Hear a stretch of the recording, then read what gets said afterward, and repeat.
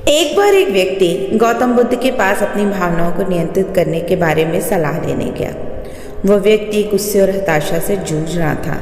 वह अपनी भावनाओं को बेहतर ढंग से प्रतिबंधित करने का तरीका ढूंढ रहा था। बुद्ध मुस्कुराए और उसे बैठने के लिए कहा। उन्होंने कहा कि मैं तुम्हें एक कहानी सुनाऊंगा।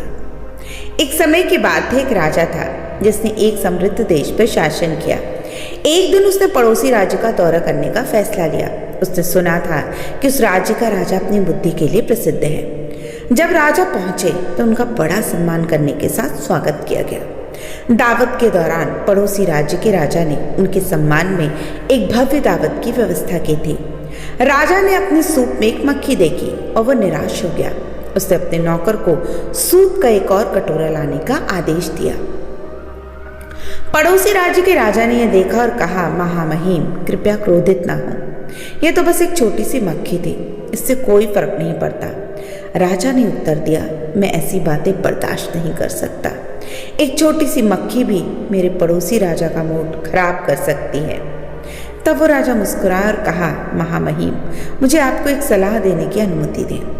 आपका मूड मक्खी से नहीं बल्कि उस पर आपकी प्रतिक्रिया ने खराब किया है। आपके पास अपनी भावनाओं को नियंत्रित करने की शक्ति है और उन्हें आप ना नियंत्रित करने दें। राजा को इन शब्दों में समझदारी का एहसास हुआ और वह उसी दिन से अपने राज्य में वापस लौट आया। उन्होंने उन स्थितियों पर प्रतिक्रिया ना करने की कला का अभ्यास करना शुरू कर दिया जो पहले उसकी भावनाओं को भड़काती थी। उन्होंने पाया कि वह चुनौतीपूर्ण परिस्थितियों में भी अपना संयम बनाए रखने में सक्षम थे और बेहतर निर्णय लेने में सक्षम थे। प्रतिक्रिया ना करने की शक्ति हम सभी के लिए एक महत्वपूर्ण सबक है। हम अक्सर परिस्थितियों पर बिना सोचे समझे प्रतिक्रिया करते हैं और इसके नकारात्मक परिणाम हो सकते हैं। क्रोध और हताशा के साथ स्थितियों पर प्रतिक्रिया करने से दूसरों के साथ हमारे रिश्ते खराब हो सकते हैं और स्पष्ट निर्णय लेने की हमारी क्षमता में बाधा आ सकती है। हालांकि ये समझना महत्वपूर्ण है कि प्रतिक्रिया ना करने का मतलब ये नहीं है कि हमें अपनी भावनाओं को दबा देना चाहिए। भावनाएं हमारे मानवीय अनुभव का एक स्वाभाविक हिस्सा है और आवेगपूर्ण प्रतिक्रिया करने के बजाय उन्हें स्वीकार करना महत्वपूर्ण है। हमें अपनी भावनाओं को संसाधित करने और सोच समझकर उन्हें विकसित करने के लिए समय निकालना चाहिए। दुनिया के दूसरे हिस्से में माइकल नाम का एक युवक रहता था। माइकल एक बहुत ही भावुक व्यक्ति था और वह अक्सर अनेक स्थितियों पर बहुत आवेगपूर्ण प्रतिक्रिया करता था। बाद में वो उन्हीं प्रतिक्रियाओं को लेकर परेशान रहता था। वो क्रोधित हो जाता था और दूसरों को आहत करने वाली बातें कहता था। उसके बाद बहस होती थी, भावनाएं दूसरों की भी आहत होती थी। एक दिन माइकल ने अपनी भावनाओं पर नियंत्रण करने का फैसला लिया। वो जानता था कि उसकी आवेगपूर्ण प्रतिक्रियाएं फायदे से ज़्यादा उसे नुकसान पहुंचाती हैं और वो बदलना चाहता था खुद को। उसने ध्यान का अभ्यास करना शुरू कर दिया जिससे उन्हें अपने विचारों, भावनाओं के बारे में अधिक जागरूक होने में मदद मिली। उसने प्रतिक्रिया ना करने की कला का भी अभ्यास करना शुरू कर दिया। जब भी वह खुद को ऐसी स्थितियों में पाता जो समान तौर पर उसकी भावनाओं को भड़का रही थी, वह एक कदम पीछे हटता और कुछ गहरी सांसें लेता। फिर वह हो रही स्थितियों का आकलन करता और उसके बाद सोच समझ कर जवाब देता। माइकल के लिए अपनी भावनाओं पर काबू पाना मुश्किल हो गया था। वह अब भी क्रोधित और निराश हो गया था, लेकिन वह हमेशा अपने आप को गुस्से में एक कदम पीछे हटाने का प्रयास जरूर करता और खुद को ये दिलाता याद कि आवेश में कोई प्रतिक्रिया नहीं करनी है। धीरे धीरे वो इस अभ्यास को जारी रखता था और जब वो इस अभ्यास को करता गया तो कुछ समय और महीनों के बाद उसने पाया कि अब वो अपने आवेग को नियंत्रित करना जान गया है। माइकल ने अपनी भावनाओं पे ये भी गौर किया कि दूसरों के साथ उसके संबंधों में भी इसकी वजह से सुधार हो रहा है। अब वो बहस में नहीं पड़ रहा है और ना ही लोगों की भावनाओं को ठेस पहुंचा रहा था। वो शांतिपूर्वक, विचारपूर्वक संवाद करने में सक्षम था जिससे उसे मजबूत रिश्ते बनाने में मदद मिली।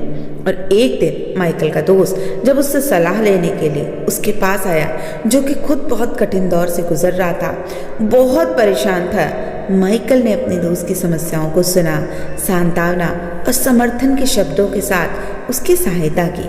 उसके मित्र ने उसे धन्यवाद दिया और कहा, तुम्हें हमेशा पता होता है कि क्या कहना है। तुम अब कभी क्रोधित व परेशान नहीं होते। तब माइकल ने मुस्कुराते हुए जवाब दिया, ऐसा नहीं है, मैं कभी गुस्सा या परेशान नहीं होता। बात बस इतनी है कि मैंने अपनी भावनाओं पर नियंत्रित करना सीख लिया, उन्हें खुद पर नियंत्रण नहीं करने दिया। ये एक शक्तिशाली उपकरण है जिसने मुझे अपने रिश्तों और अपने जीवन को और अच्छा और बेहतर बनाने में मदद की। अब माइकल का दोस्त प्रभावित हुआ। उसने उससे पूछा कि उसने उसकी भावनाओं को नियंत्रित करना कैसे सीखा। तब माइकल ने बताया कि प्रतिक्रिया ना करने की जो शक्ति है उसने उसकी सबसे ज्यादा मदद की, और उसने अपने दोस्त को भी हर कठिन परिस्थिति में इसे आजमाने के लिए प्रोत्साहित किया। उसका दोस्त उसकी सलाह और समझ के लिए आभारी था। माइकल अपने शांत और विचारशील व्यवहार के लिए अब पूरी दुनिया में प्रसिद्ध हो गया था। वो कठिन से कठिन परिस्थितियों में को भी आसानी से संभाल लेता था। लोग उसकी ताकत, उसके लचीलेपन के व्यवहार के लिए उसकी प्रशंसा करते थे, क्योंकि उसने अपने आप को संभालना सीख लिया था और प्रतिक्रिया ना करने की कला उसने सीख ली।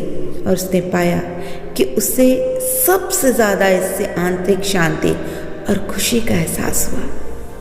प्रतिक्रिया ना करने की शक्ति एक मूल्यवान सबक है जिसे हम सभी सीख सकते हैं, और इसके लिए अभ्यास और धैर्य की आवश्यकता होती है। लेकिन अपनी भावनाओं को नियंत्रित करने में मिलने वाले पुरस्कार सार्थक होते हैं। हम अपने रिश्ते को इससे बेहतर बना सकते हैं, बेहतर निर्णय ले सकते हैं और अधिक संतुष्टिपूर्ण जीवन जी सकते हैं। तो ये दो कहानियाँ जो राजा और माइकल की थी हमें बताती हैं कि कैसे हम अपनी भावनाओं को नियंत्रित कर सकते हैं।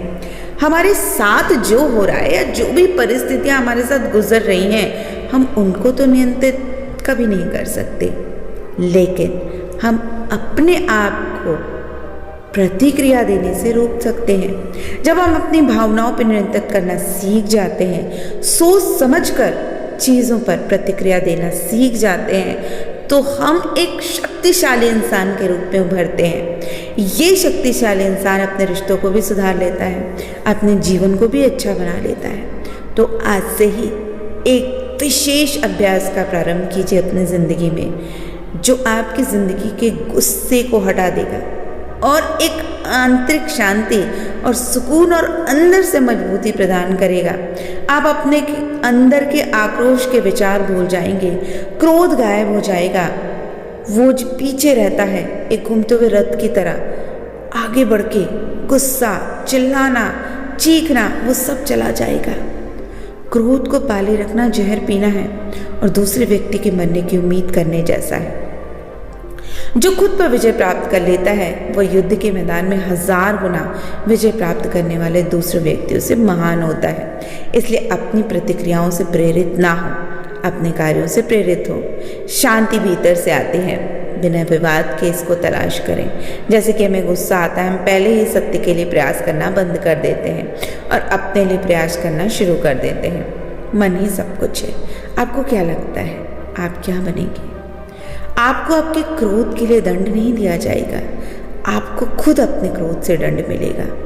दुख की जड़ मोह है। अगर आप खुद को प्रसन्न रखना चाहते हैं तो दया, करुणा की भावना रखें। यदि आप खुश रहना चाहते हैं तो करुणा को अपनाएं। लेट गो हमें आज़ादी देता है और आज़ादी ही खुशी की एकमात्र शर्त है। अगर हमारे दिल में हमें अभी भी किसी चीज़ पर क्रोध, चिंता या किसी भी तरह की परेशानी है और ये हमसे चिपके हुए हैं, तो हम कभी भी खुश नहीं हो सकते हैं। हजारों खोखले शब्द एक ऐसे शब्द हैं जो सिर्फ शांति दे सकते हैं, लेकिन जब हम इन चीज़ों पर नियंत्रित करना सीख जाते हैं या प्रतिक्रिया देना बंद कर देते हैं, जो चीज़ जैसे चल रही है उसको वैसे ही स्वीकार करने लगते हैं, तो हम देखते हैं कि हमारी ज़िंदगी में शांति आ जाती है, सुकून आ जाता है। और जो व्यक्ति उस सुकून को पाना चाहता है वो प्रतिक्रिया देना उसी वक्त बंद कर देता है। याद रखें, अगर आप उड़ना चाहते हैं तो आपको वो चीज़ छोड़नी होगी जो आप पर भारी पड़ती है। अगर आप दुनिया को बदलना चाहते हैं तो सबसे पहले खुद बदलें। खुशी कोई बनी बनाई चीज़ नहीं है, यह आपके कार्यों से आती है। परेशानी ये है कि हमें लगता है कि हमारे पास समय है। मन तो पानी की तरह है, जब यह शांत होता है तो उसे देखना मुश्किल होता है, और जब यह शांत होता है तो सब कुछ स्पष्ट हो जाता है। स्वर तेज चाकू जैसा है, खून निकाले बिना पहाड़ियाँ तक को चीर देता है।